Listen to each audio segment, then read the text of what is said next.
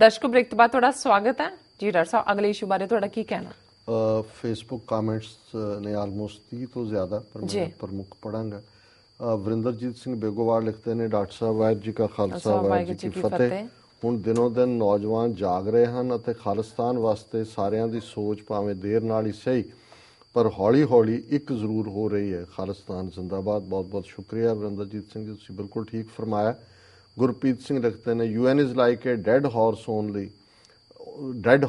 only 5 veto power countries use power for their own benefits। ਬਿਲਕੁਲ spineless, gutless, toothless body ਜੀ।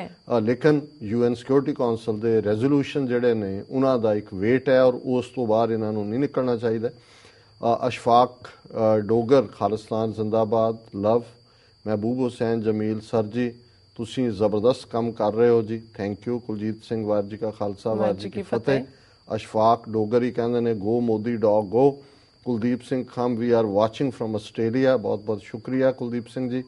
ਫਿਰ good job doctor ਸਾਹਿਬ ਇਹ ਕਹਿੰਦੇ ਨੇ। ਮਹਿਬੂਬ ਹੁਸੈਨ ਜਮੀਲ, ਖਾਲਿਸਤਾਨ ਜ਼ਿੰਦਾਬਾਦ।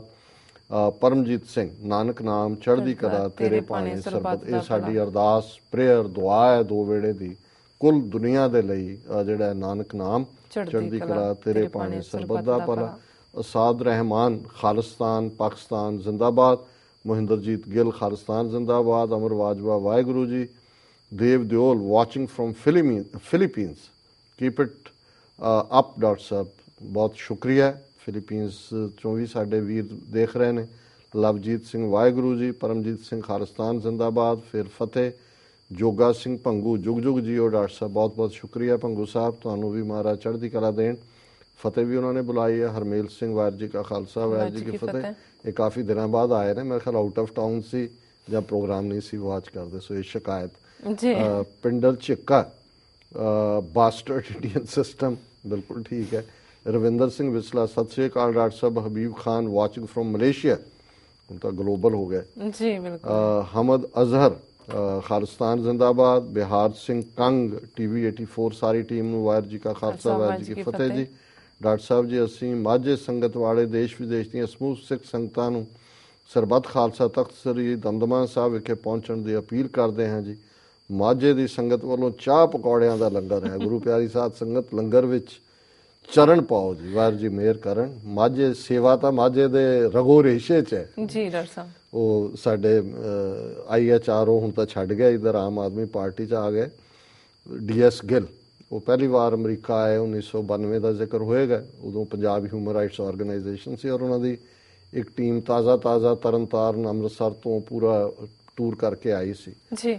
ਤੇ ਉਹਨਾਂ ਨੂੰ ਮੈਂ ਪੁੱਛਿਆ, ਮੈਂ ਕਿਹਾ ਜੀ ਕੀ ਤੁਹਾਡਾ ਐਕਸਪੀਰੀਅੰਸ ਹੈ ਮਾਝੇ ਦਾ? ਤੇ ਉਹਨਾਂ ਦੋ ਗੱਲਾਂ ਕਹੀਆਂ। ਕਹਿੰਦਾ ਜੀ ਮਾਝੇ ਜਿਹੜੇ ਕਮਲੇ ਨੇ ਨਾ, ਕਿਉਂਕਿ ਜਿਹਨੂੰ ਇੱਧਰ ਸ਼ਦਾਈ ਕਿਹਾ ਜਾਂਦਾ, ਮਾਲਵੇ 'ਚ ਕਮਲਾ, ਜਿਹੜੇ ਕਮਲੇ ਨੇ ਨਾ ਉਹ ਵੀ ਖਾਲਿਸਤਾਨੀ ਨੇ ਜੀ। ਦੂਜੀ ਕਹਿੰਦੇ ਜੀ ਸੇਵਾ ਬਹੁਤ ਕਰਦੇ, ਜਿਹਨੂੰ ਕਹਿੰਦੇ ਸਵੇਰੇ ਵੱਢਣਾ ਹੁੰਦਾ ਨਾ, ਉਹਦੀ ਵੀ ਰਾਤ ਉਹਨੂੰ ਵੀ ਸੇਵਾ ਪੂਰੀ ਕਰ ਦੋ। ਉਹਨੂੰ ਕਹਿੰਦਾ ਭਾਈ ਖਾ ਪੀ ਕੇ ਜਾਈਂ। ਭਾਵੇਂ ਲੈਫਟ ਹੈਂਡਡ ਕੰਪਲੀਮੈਂਟ ਸੀ ਪਰ ਇਹਦੇ 'ਚ ਕੋਈ ਸ਼ੱਕ ਨਹੀਂ ਹੈ। ਸੋ ਅਸੀਂ ਬਰਿਹਾਰ ਸਿੰਘ ਕਾਂਗੇ ਸਾਡੇ ਰੈਗੂਲਰ ਵਿਊਅਰ ਨੇ ਔਰ ਹਮੇਸ਼ਾ ਇਹਨਾਂ ਦੀ ਪਿਆਰੀ ਲਿਖਤ ਹੁੰਦੀ ਹੈ, ਇਹਨਾਂ ਦਾ ਬਹੁਤ ਬਹੁਤ ਸ਼ੁਕਰੀਆ।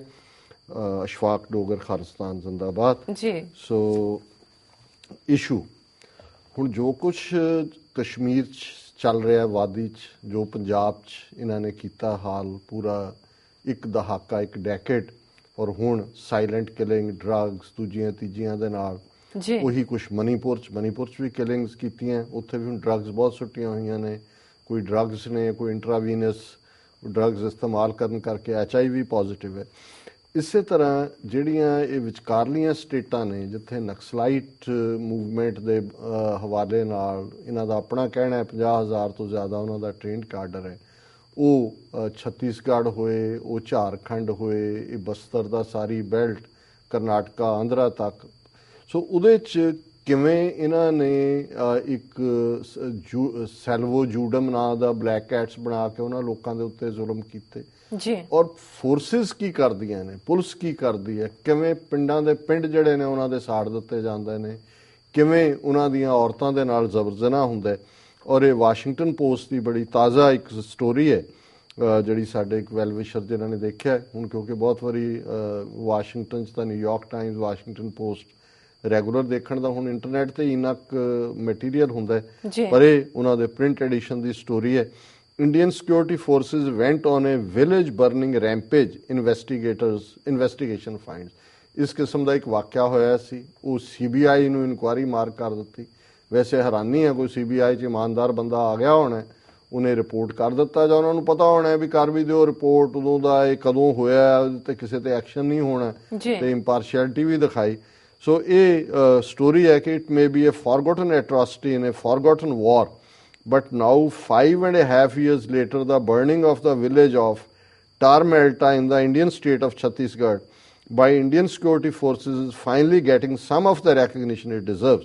ਉਹਨਾਂ ਨੇ ਕਿਹਾ ਜੀ ਕਿ ਇੱਕ ਭੁੱਲੀ ਜੰਗ ਦੀ ਭੁੱਲੀ ਕਹਾਣੀ ਹੋਏਗੀ, ਪਰ ਜੋ 5.5 ਸਾਲ ਪਹਿਲਾਂ ਵਿਲੇਜ ਟੈਂਪਟੀਲੀਆ ਜਿਹੜਾ ਹੈ ਛੱਤੀਸਗੜ੍ਹ ਸਟੇਟ ਦੇ ਵਿੱਚ ਇੰਡੀਅਨ ਸਿਕਿਉਰਿਟੀ ਫੋਰਸਿਸ ਨੇ ਸਾੜ ਦਿੱਤਾ ਹੈ, ਉਹਦੀ ਘੱਟੋ ਘੱਟ ਹੁਣ ਮਾਨਤਾ ਹੋ ਰਹੀ ਹੈ। The state police held on their claim that guerrilla fighters had burned the village, killing people and sexually assaulting women as they went, but a long delayed inquiry by India's Central Bureau of Investigation found that the police had done it themselves and in a rare, if not unprecedented move, named and charged specific police personnel.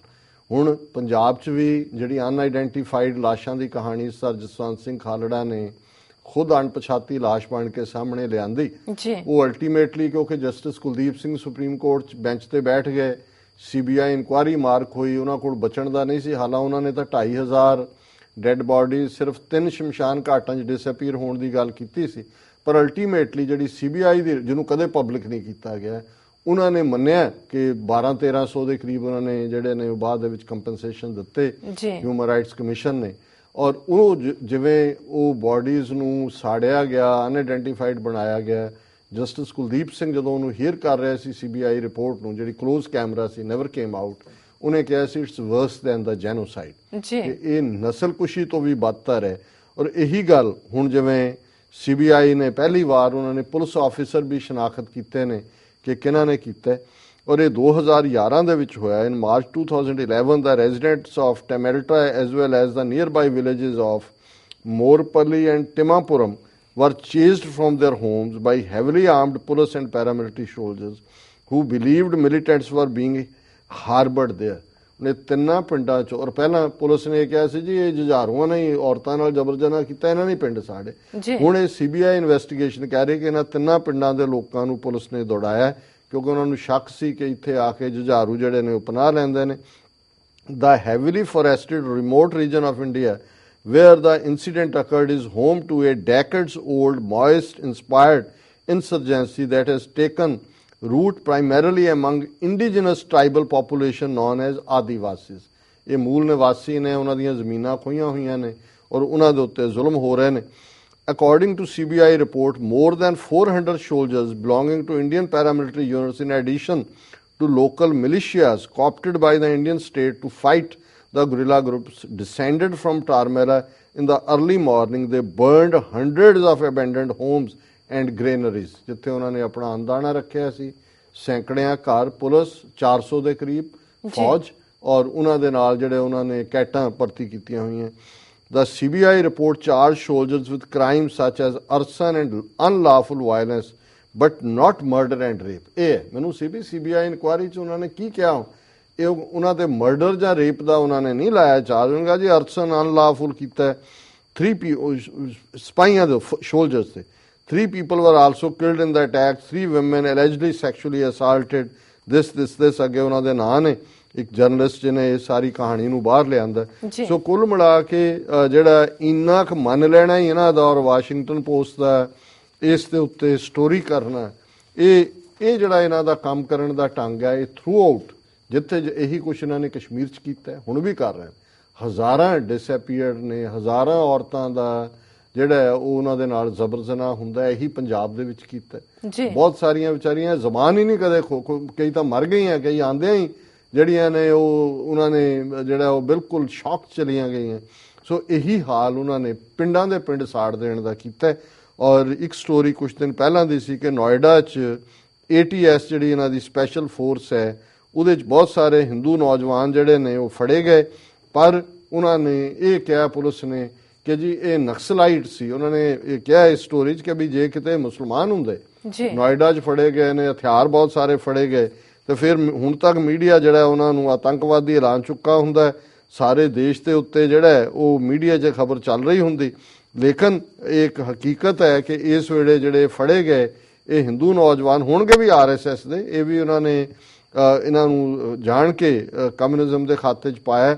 ਔਰ ਉਹਨਾਂ ਨੇ ਕਿਹਾ ਕਿ UP ਦੇ ਨਾਇਡਾ 'ਚ ATS ਦੁਆਰਾ ਜਿਹੜੇ ਬਹੁਤ ਸਾਰੇ ਹਥਿਆਰਾਂ ਨਾਲ ਜਿਹੜੇ ਨੌਜਵਾਨ ਗ੍ਰਿਫਤਾਰ ਕੀਤੇ ਗਏ, ਉਹਨਾਂ ਨੂੰ ਨਕਸਲੀ ਕਹਿ ਕੇ ਮੀਡੀਆ ਜਿਹੜੀ ਹੈ ਉਹ ਬਚਾਉਣ ਦਾ ਕੋਸ਼ਿਸ਼ ਕਰ ਰਿਹਾ, ਪਰ ਉਹ ਹਿੰਦੂ ਨੌਜਵਾਨ ਨੇ ਔਰ ਬਹੁਤ ਵੱਡਾ ਉਹ ਕੋਈ ਹਿੰਸਕ ਪਲਾਨ ਕਰਨ ਜਾ ਰਹੇ ਸੀ।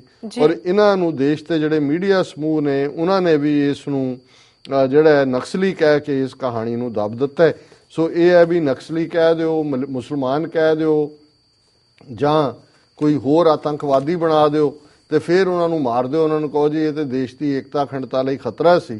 ਸੋ ਜ਼ਾਹਰ ਹੈ ਕਿ ਇਹ ਛੱਤੀਸਗੜ੍ਹ ਹੋਏ, ਝਾਰਖੰਡ ਹੋਏ, ਕਸ਼ਮੀਰ ਹੋਏ, ਪੰਜਾਬ ਹੋਏ ਔਰ ਮੇਨਲੈਂਡ ਯੂਪੀ ਦੇ ਵਿੱਚ ਨੋਇਡਾ 'ਚ ਔਰ ਬਹੁਤ ਜ਼ਿਆਦਾ ਅਸਲਾ ਫੜਿਆ ਗਿਆ। ਯੂਪੀ ਚੋਣਾਂ ਨੂੰ ਲੈ ਕੇ ਯੂਪੀ ਦੇ ਵਿੱਚ ਮੁਸਲਮਾਨਾਂ ਦਾ ਵਡਾਂਗਾ ਇਹਨਾਂ ਨੇ ਕਰਨਾ ਆਉਣ ਵਾਲੇ ਕਿਸੇ ਨਾ ਕਿਸੇ ਬਹਾਨੇ ਨਾਲ। ਅਜੇ ਗੱਲ ਇਹਨਾਂ ਦੀ ਜਿਵੇਂ JNU ਚੋਂ ਮੁਸਲਮਾਨ ਸਟੂਡੈਂਟ ਗਾਇਬ ਕਰ ਦਿੱਤਾ ਹੈ ਔਰ ਇਸ ਕਿਸਮ ਦੀਆਂ ਘਟਨਾਵਾਂ ਯੂਪੀ ਦੇ ਵਿੱਚ ਜਦੋਂ ਤੱਕ ਚੋਣਾਂ ਹੋਣੀਆਂ ਨੇ ਉਸ ਤੋਂ ਪਹਿਲਾਂ ਹੋਣਗੀਆਂ। ਪਰ ਕਿਉਂਕਿ ਇਹ ਨੌਜਵਾਨ ਫੜੇ ਗਏ, ਹਿੰਦੂ ਨੌਜਵਾਨ ਸੀ RSS, ਉਹਨਾਂ ਨੇ ਕਿਹਾ ਜੀ ਨਕਸਲੀ ਔਰ ਇਹ ਜਿਹੜਾ ਇਨਫੈਕਟ ਇਹਨਾਂ ਦੀ ਪੁਲਿਸ ਔਰ ਫੋਰਸਿਸ ਦਾ ਔਰ ਇਹਨਾਂ ਦੀ ਏਜੰਸੀਆਂ ਦਾ ਮੋਡਸ ਆਪਰੈਂਡੀ ਹੈ। ਜੀ ਡਾਕਟਰ ਸਾਹਿਬ ਵੇਲਾ ਹੋ ਗਿਆ ਬ੍ਰੇਕ ਤੇ ਜਾਣ ਦਾ। ਵਿਊਅਰਸ ਇਸ ਤਰ੍ਹਾਂ ਬਨੇ ਰਹਿਣਾ, ਮਿਲਦੇ ਹਾਂ ਆਫਟਰ ਦਿਸ ਸ਼ਾਰਟ ਬ੍ਰੇਕ।